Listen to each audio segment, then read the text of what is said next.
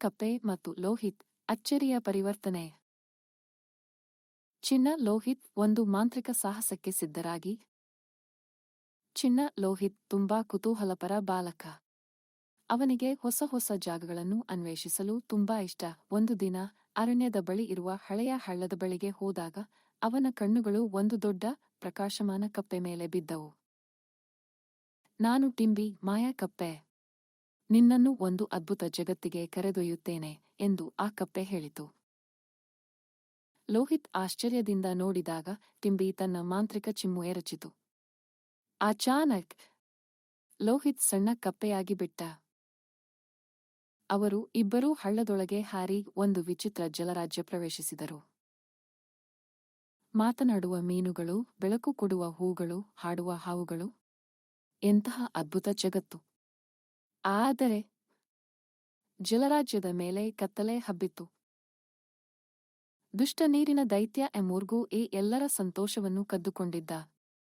ನಾವು ಮೂರ್ಗುವನ್ನು ಸೋಲಿಸಬೇಕು, ಲೋಹಿತ್ ಮತ್ತು ಟಿಂಬಿ ನಿರ್ಧಾರ ಮಾಡಿದರು.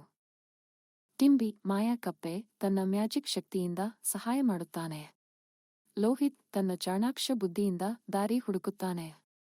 ಇಬ್ಬರೂ ಸೇರಿ ಮೂರ್ಗು ವಿರುದ್ಧ ಹೋರಾಡಲು ಸಿದ್ಧರಾಗಿದ್ದಾರೆ. ಅವರು ಜಲರಾಜ್ಯದ ಪ್ರಾಚೀನ ಮಂತ್ರವನ್ನು ಪಠಿಸುತ್ತಾರೆ. ಓಂ ಜಲಮಾಯಾ ಶಕ್ತಿಂ. ಈ ಮಂತ್ರದಿಂದ ಮೂರ್ಗು ಮಾಯವಾಗುತ್ತಾನೆ.